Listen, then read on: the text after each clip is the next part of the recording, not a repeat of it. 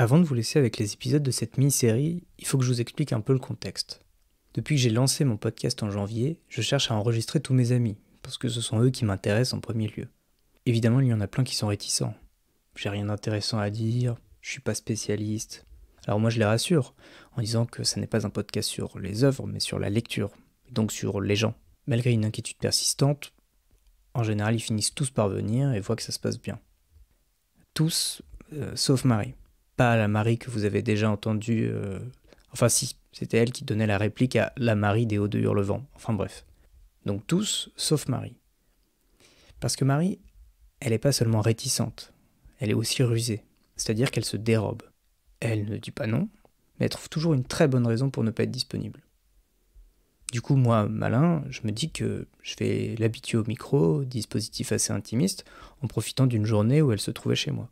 Et alors que je pensais prendre le prétexte de lui faire expliquer son projet de série, juste comme ça, pour t'entraîner, elle se mit à me parler de sa demi-sœur de 9 ans, à qui elle essaye de faire lire Harry Potter, parce qu'elle est pleine d'angoisse à cause de sa maman qui a des soucis. Et elle imagine qu'avec la lecture, elle va pouvoir conjurer son quotidien angoissant, et peut-être même endiguer ses névroses. Je sais pas si vous avez bien suivi là. Celle qui passait son temps à se dérober venait m'offrir sur un plateau ce pourquoi j'avais lancé mon podcast, à savoir une confiance telle en la lecture qu'elle imagine que ça peut sauver quelqu'un.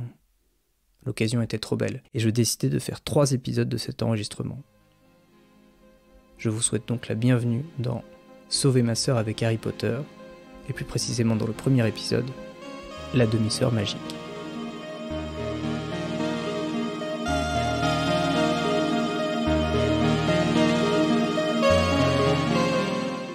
D'abord, il faut pas se méprendre. Marie, elle aime beaucoup Harry Potter, mais c'est pas non plus une Potterhead. C'est juste que, pour elle, c'est le meilleur moyen de transmettre le goût de la lecture, un démon qui est né avec Harry Potter, donc, et qui a continué après. Moi, c'était vraiment collège. Lycée, je lisais plus trop littérature jeunesse. Mais collège, j'ai lu... Harry Potter. Non, Harry Potter, c'était en primaire. Non, c'était début collège, je crois. Après, j'ai lu Artemis Fowl, j'adorais. Alex Rider. À la croisée des mondes, génial. Tu sais, la littérature jeunesse, un peu moins grand public, un peu genre auteur. Donc, genre, t'avais Célia Harris qui avait écrit Journal d'une sorcière, Journal d'une pirate, Journal de je sais pas quoi. Après, t'avais genre un truc dans la cour de Louis XIV avec un peu thriller, un peu genre, ça s'appelait Le Collier de Rubis. Plein de séries comme ça, et putain, j'en lisais tellement. Mais je lisais tellement quand j'étais au collège, mais que de la sous-littérature, quoi, selon mon père. Et du coup, c'est étonnant que tu veuilles mettre ta petite sœur aussi tôt à ça, parce que toi, c'est au collège que tu as découvert la lecture via de la... Non, c'est à peu près au même âge qu'elle. Ah bon ? C'était Harry Potter. C'était Harry Potter quand j'avais genre 8 ans. C'était l'été, et je crois que c'est ma mère qui voulait m'occuper, genre, pour pas m'avoir dans les pattes. Elle m'avait acheté les premiers tomes d'Harry Potter, et après, genre, je me souviens parce que c'était à la Clusa. Donc elle m'avait acheté le premier Harry Potter avant, je crois, et après, je voulais tous les... Je les ai dévorés, mais je crois en une semaine, les 3 et les 4. Les 4 premiers tomes, peut-être en une semaine. Genre, du coup, chaque jour, on allait pour m'acheter le tome suivant et tout. C'était trop bien. Ça, c'est quand même une expérience de lecture qui est un peu compliquée à retrouver à l'âge adulte avec des... Enfin, le truc où t'as même plus envie d'aller manger, t'as même plus envie de doucher, t'as plus envie de rien faire à part lire, quoi. Cette espèce de transe de lecture quand t'es enfant ou ado, où juste, en fait, si tu sais que si tu t'arrêtes de lire, ça va être plus fade. Mais en fait, j'ai pas tant de souvenirs que ça. Enfin, quand je te dis, c'est juste j'ai souvenir du sentiment, en fait, que c'était d'être complètement aimantée, quoi, par ce truc. Et je me sens être sur le canapé lit et de lire Harry Potter. À leur côté, il y avait la montagne et le grand soleil, parce que c'était l'été quand même. Donc. Bref, et du coup, c'était à peu près... Je pense que j'avais 8 ans, donc je devais avoir 1 an moins qu'elle. Et ma petite sœur, ouais... Ça fait un moment que mon père, il fait du lobbying pour lui fermer la lecture, quoi. Mais il s'y prend super mal, parce qu'il... Je sais pas...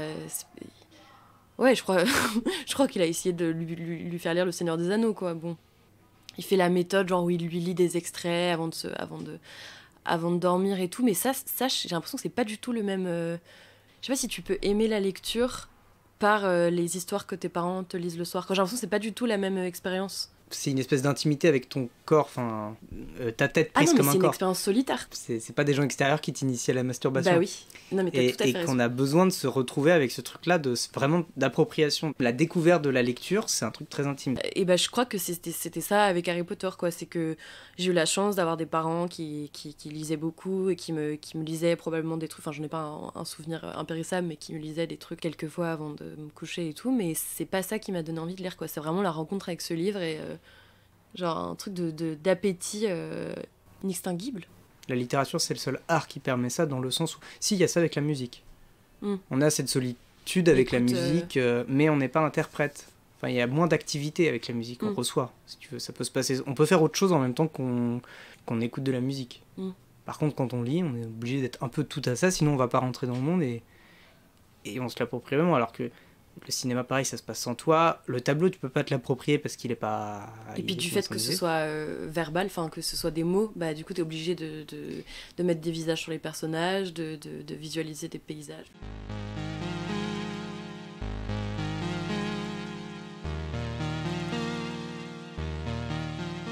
C'est juste que j'ai pas du tout la même technique que mon père, quoi. Mon père, en fait, il s'est pas mis à sa place, je crois. Il s'est juste dit, la lecture, c'est quelque chose de formidable, j'ai envie que ma fille aime la lecture, donc vas-y, lis, voilà des livres, là, tu lâches la tablette et tu lis.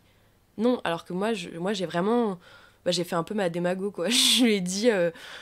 Enfin, j'ai essayé de lui faire comprendre les émotions qu'elle aurait et les monts et merveilles qu'elle découvrirait par la lecture. Enfin, je lui ai dit... Non, mais je lui ai dit ce que moi j'avais ressenti à son âge, quoi. Le fait de... Là, pour le moment, là, je te sors le livre, ça semble énorme, ça semble être un pavé, mais au bout d'un moment, il y a un glissement qui va s'opérer et tu vas être content que ce soit un pavé. Genre, tu vas être déçu si le prochain tome, il est moins épais que celui que tu viens de fermer. En fait, j'ai essayé de lui donner envie. Genre, mon père, il a vraiment l'approche raison, quoi. La lecture, c'est bon pour toi, c'est important de tout l'apport intellectuel que ça présente, quoi. Alors que moi, je lui ai vraiment parlé d'émotions et j'ai essayé de lui faire visualiser ce que ce serait une fois qu'elle serait accro à la lecture, quoi. Qu'elle se sentirait bien, qu'elle se sentirait dans une bulle, qu'elle s'oublierait, Qu'est-ce que je lui ai dit ? Je me souviens plus ce que je lui ai dit, mais c'était fou parce que enfin, c'est vraiment une enfant, c'est compliqué de la concentrer, enfin de l'intéresser à une activité elle est un peu comme sa mère, elle se lasse très vite, elle a très rapidement envie de passer à autre chose et tout. J'ai senti que c'est ce dont elle avait besoin pile à ce moment-là, quoi. Que tout ce que je lui racontais sur l'état émotionnel dans lequel tu te trouves quand t'es pris par un livre, que c'était ce dont elle rêvait en ce moment précis pour oublier ce qui se passait à la maison, quoi.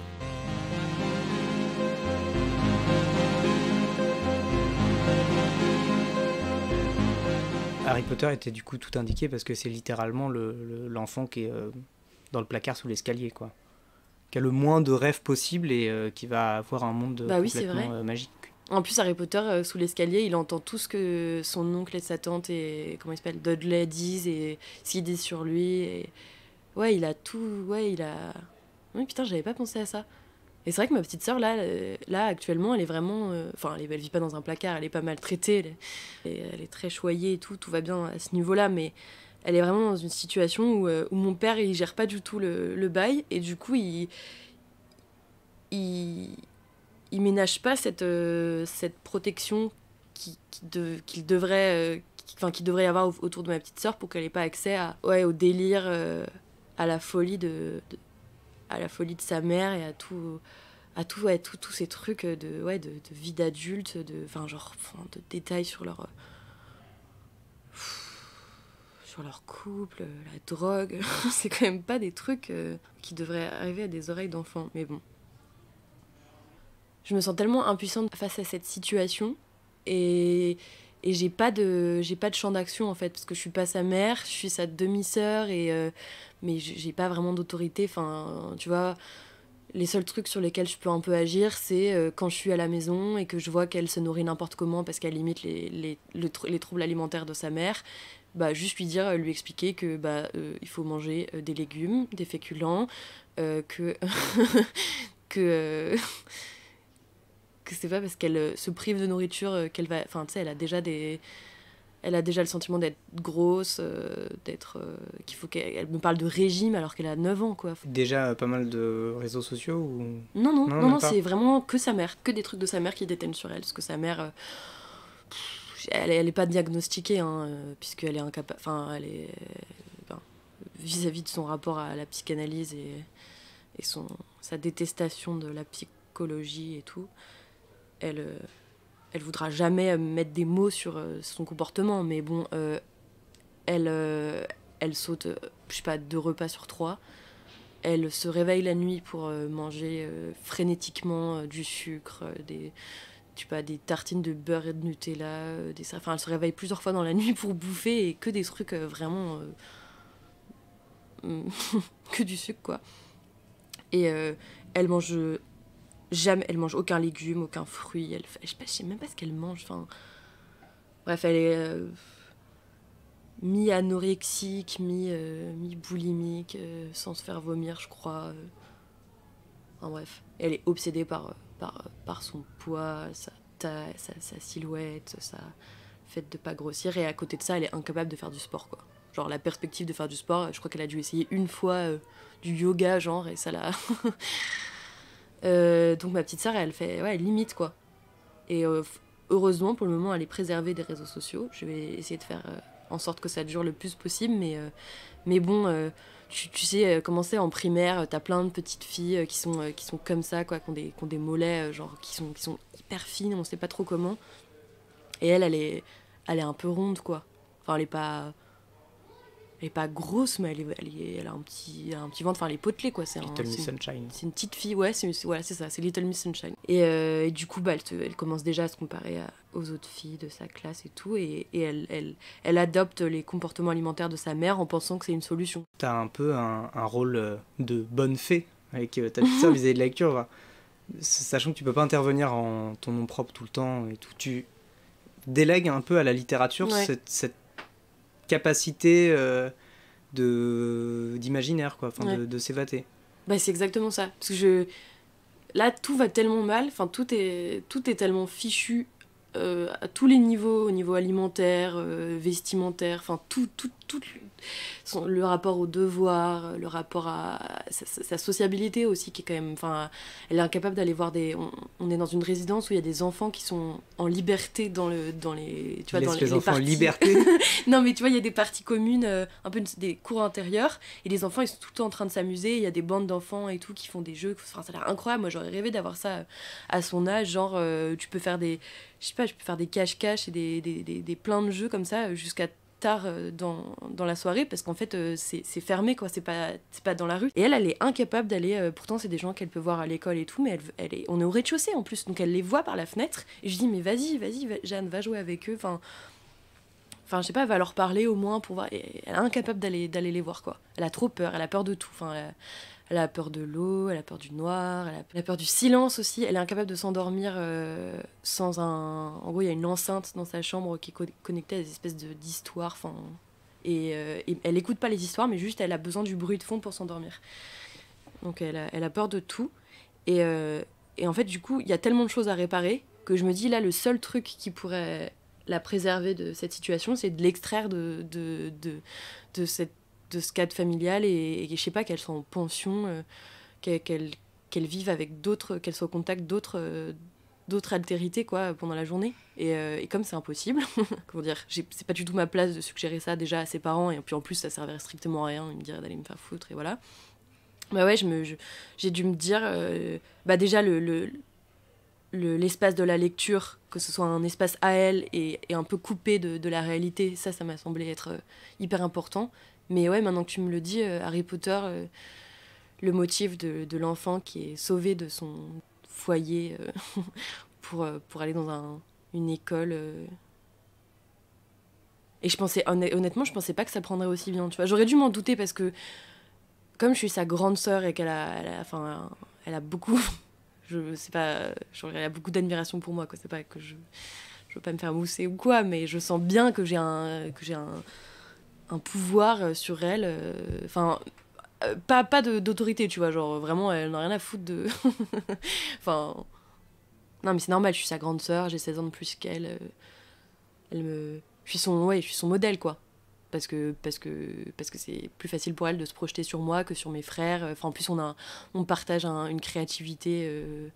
Enfin, de son côté débordante, quoi. Moi, je sais pas, c'est un petit peu tari, ma créativité, mais bon, à son âge, j'avais un peu le même... je sais pas, elle fait tout, quoi. Elle dessine, elle écrit des... elle écrit des espèces de romans sur des feuilles A4 qu'elle plie et tout, et après, elle dessine la couverture, elle invente des titres et tout, elle crée des maisons d'édition pour publier... Enfin, édition de Lionel, je crois, parce que Lionel, c'est son doudou. C'est un lion qui s'appelle Lionel. Elle fait des bricolages, elle se crée des vêtements avec des anciennes fringues de sa mère. Enfin bref, elle a vraiment un réservoir inépuisable d'idées. Du coup, je pense le fait que je sois scénariste... Enfin, c'est un bien grand mot. Le fait que je me destine à être scénariste et que je raconte des histoires et qu'elle voit que ça peut être un métier et tout, je pense que je suis un référent important pour elle, quoi.